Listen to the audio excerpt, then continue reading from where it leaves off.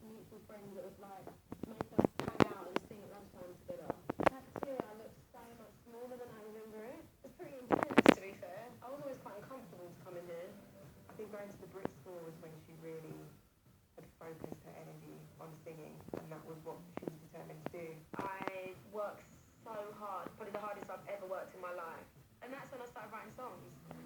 Inspired by the memory of a boy with her in a hospital room when she was a kid, 17-year-old Jessie started off on a creative path, one that would transform her into a songwriter. Sitting in a big white room alone, to a head back, filled with tears fall down.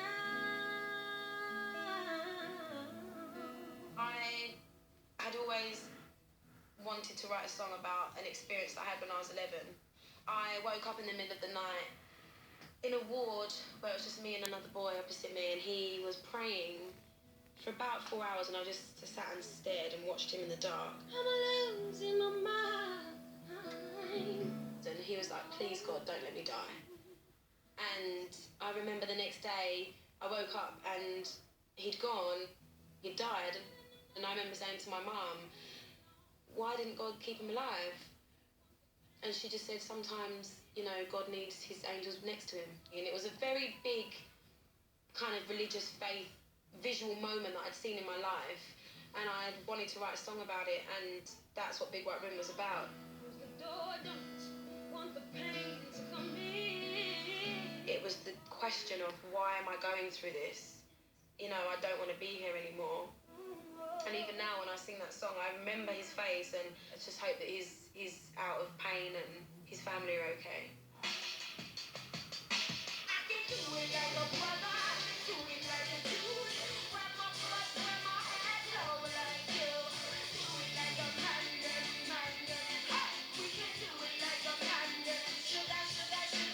At the Brit School in 2004, Jessie auditioned for an MTV series and a girl group called Soul Deep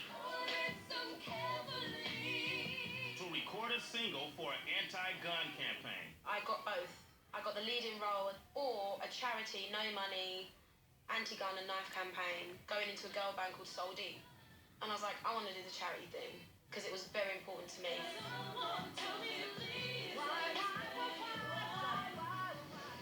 Jessie was singing with Soul Deep and traveling 2 hours each way to school while holding down a job at Hamley's toy store. The intense schedule took its toll. It was just kind of like too much. Jessie was again faced with a life-threatening health crisis and the possibility of never singing again. I lost feeling in my right arm, and I was like, this doesn't feel right. Tingles, shooting pains. My face started to go numb on my right side. And I called my dad, and my dad was like, you need to go to the hospital, something's wrong. So I went to the doctors, and they just said, I don't want to alarm you, but you're having a minor stroke. And at this point, I couldn't see out of my right eye. My face was dropping. It was scary. I remember walking in and seeing her laying in hospital bed, and it was a shock to see her like that. Unrelenting stress combined with heart condition caused a stroke, which put Jessie in the hospital for 3 weeks. She spent months recovering the use of muscles along the right side of her body.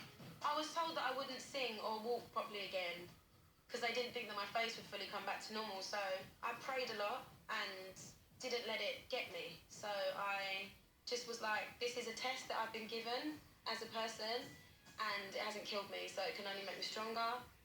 She dropped out of the Brit School 4 months early to focus on rehabilitation.